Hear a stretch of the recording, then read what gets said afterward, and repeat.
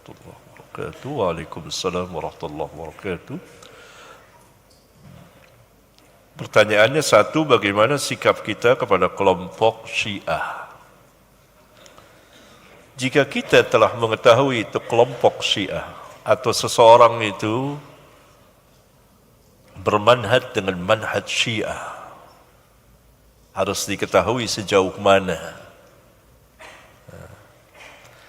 Apakah ia memiliki keyakinan-keyakinan? Antum bisa baca di muqaddimahnya atau di beberapa kitab yang lain, atau kitab-kitab khusus membahas tentang Syiah. Atau dia simpatisan, atau tidak tahu menahu, ikut-ikutan saja, beragam di negeri kita ini. Dan sepak terjang Syiah itu juga beragam. Antum yang mempunyai kitab Al-Masail saya, jilid 10 kalau tidak salah, jilid 10, jilid 11, ya, jilid 10, jilid 11 itu ya.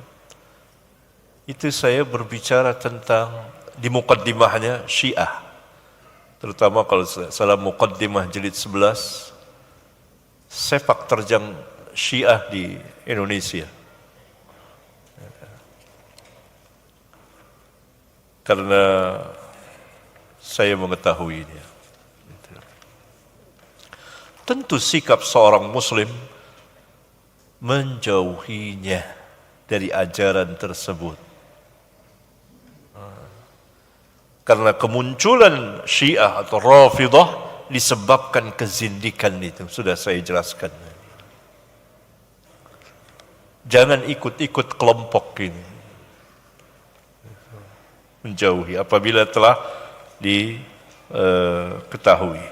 Kemudian pertanyaan yang kedua ini dari penanya. Ya, ada tetangganya yang Syiah. Apa saja batasan dan keluarga dalam kehidupan bertetangga dengan kelompok Syiah? Kalau bertetangga, kita bertetangga dengan siapa saja. Bertetangga dengan non-muslim, Nasara, Yahudi, dan lain-lain, dengan kelompok ini, kelompok itu. Apa kata Nabi kepada kita tentang sikap kita kepada tetangga? Apa? Apa? Siapa yang bisa jawab? Apa? Memuliakan, berbuat baik pada tetangga. Barang siapa yang beriman pada Allah dan Rasulnya, maka hak tetangga harus ditunaikan.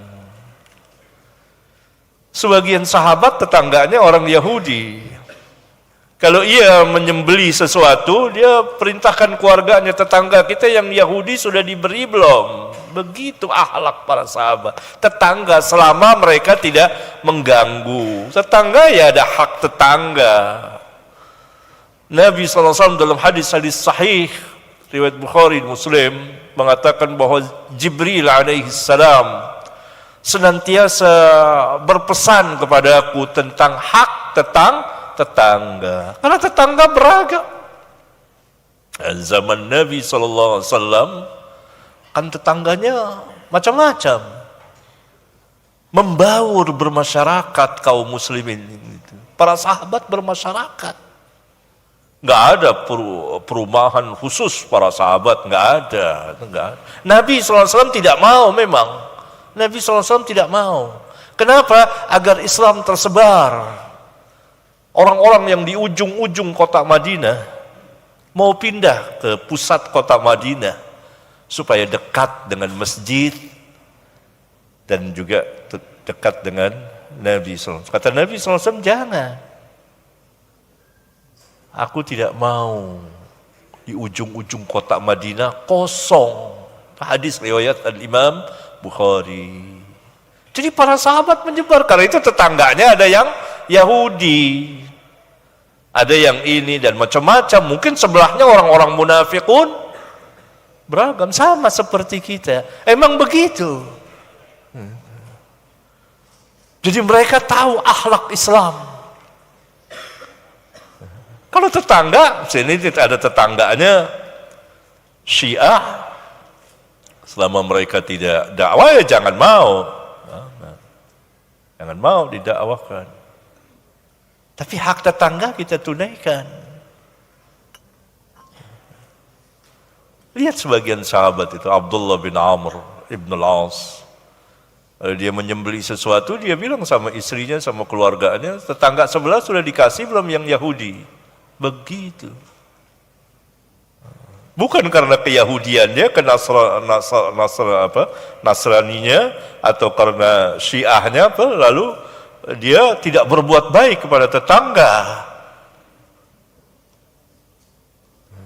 Nah, itu tetangga beda, ada hukum tetangga. Kalau dia mengganggu kan bisa diadukan ke RT, ke RW, ke kelurahan. Sampai kalau gangguan yang besar ya ke kepolisian. Kalau bertetangga. Ajarannya jangan ikut. Kan tidak berarti tetangga kita non-muslim lalu kita masuk ke agama dia, kan tidak. Setelah kita tahu di tetangga kita ini Syiah, jangan ikut. Tapi kan tadi saya jelaskan sejauh mana Syiahnya. Karena yang Syiah di Indonesia ini beragam. Apalagi Syiah punya ajaran taqiyah. Ada yang Syiah, ada yang Khawarij, ada yang ini, macam-macam. Macam-macam. Tapi tetangga, ada hukum tetangga dalam Islam. Yang Nabi SAW memerintahkannya agar kita berbuat kebaikan kepada mereka.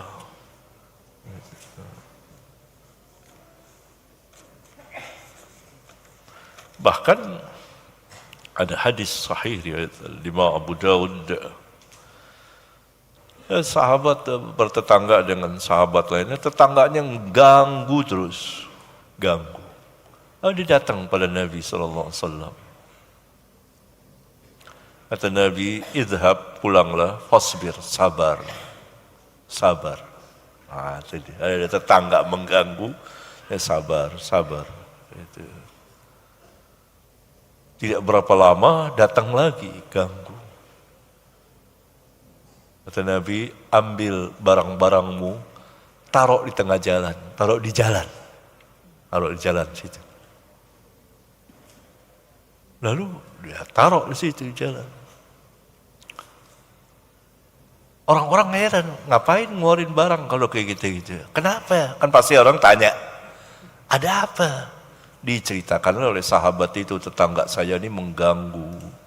Maka orang-orang itu jadi marah, begitu. Semua dimarahin sama orang itu. Ini akhirnya tetangganya itu bilang, sudah ambil kembali barangmu, aku tidak akan mengganggumu. Itu kisah pernah terjadi pada zaman sahabat radhiyallahu anhum.